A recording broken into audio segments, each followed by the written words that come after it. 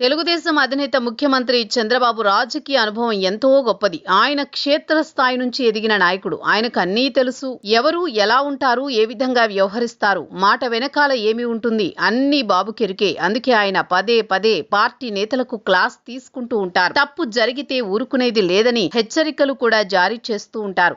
నర్మగర్భ వ్యాఖ్యలు చేస్తూ తామే గొప్ప అని ఫీల్ అయ్యే వారికి, ఈగోలతో మాట్లాడే వారికి కూడా బాబు గుర్తించి తనదైన మార్క్ కౌంటర్లు వేస్తారు. ఇప్పుడు పిఠాపురం వర్మకు అదే జరిగిందా అన్న చర్చ సాగుతోంది. ఫ్లెక్సీల దగ్గర, ఫోటోల దగ్గర, కుర్చీల దగ్గర చిన్నపాటి కలహాలు రాకుండా చూసుకోవాలని బాబు హెచ్చరించారు. ఇదంతా గుర్తు పెట్టుకోవాలని అన్నారు. చాలాసార్లు ఇలాంటివి చూస్తున్నాను అన్నారు. అందుకే చెబుతున్నానని బాబు స్పష్టం చేశారు. తాను ఈ విషయంలో చాలా క్లియర్గా ఉన్నాను అని ఆయన అన్నారు. ఎవరైనా అధికారం ఉందని ఈగో ప్రదర్శిస్తే నష్టపోయేది మీరే అంటూ బాబు ఇవ్వాల్సినవి ఇచ్చేశారు, చెప్పాల్సినవి చెప్పేశారు. తెలుగుదేశం పార్టీలో తాను ఎన్నో కమిటీలు ఎన్నో దశాబ్దాలుగా వేస్తూ వస్తున్నామని బాబు గుర్తు చేశారు. ఎప్పుడూ కూడా కష్టపడి పనిచేసే వారికే పెద్దపీట వేశామని అన్నారు.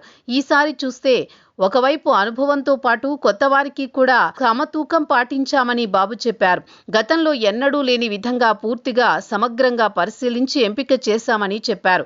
పార్టీ కోసం పని చేస్తారని భావించి అన్నీ చూసే అవకాశాలు ఇస్తామని చెప్పారు. ఎవరిని గుడ్డిగా నమ్మినా బాధ్యతలు ఇచ్చేది ఉండదని బాబు స్పష్టం చేశారు. ఈ నేపథ్యంలోనే అందరికీ పార్టీ పరంగా అందలాలు అందిస్తున్నామని అన్నారు. ఒక కార్యకర్త పార్టీ అధినేత అన్నది నినాదం కాదు, టీడీపీ విధానమని చెప్పడానికి పార్టీ కమిటీలలో ఇచ్చిన అవకాశాలే ఉదాహరణ అని బాబు అన్నారు. ఒక మండల అధ్యక్షురాలికి, ఒక క్లస్టర్ ఇన్ఛార్జికి పొలిట్ బ్యూరోలో స్థానం కల్పించామంటే అది టీడీపీ నాయకత్వం చిత్తశుద్ధి అని బాబు చెప్పారు. చదువుకున్న వారికి పార్టీలోనూ ప్రభుత్వంలోనూ కూడా ముఖ్య పాత్ర లభించేలా చూశామన్నారు.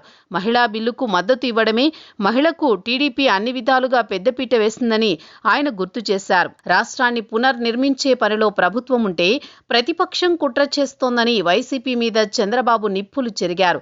వారు చేసే ఫేక్ ప్రచారాలకు కాలం చెల్లిందని అంటూ ప్రజలు అన్నీ గమనిస్తున్నారన్నారు. మొత్తం మీద చూస్తే చంద్రబాబు గతంలో ఎన్నడూ లేని విధంగా కఠినమైన తీరులోనే క్యాడర్కి దిశానిర్దేశం చేశారు, హెచ్చరికలు జారీ చేశారు.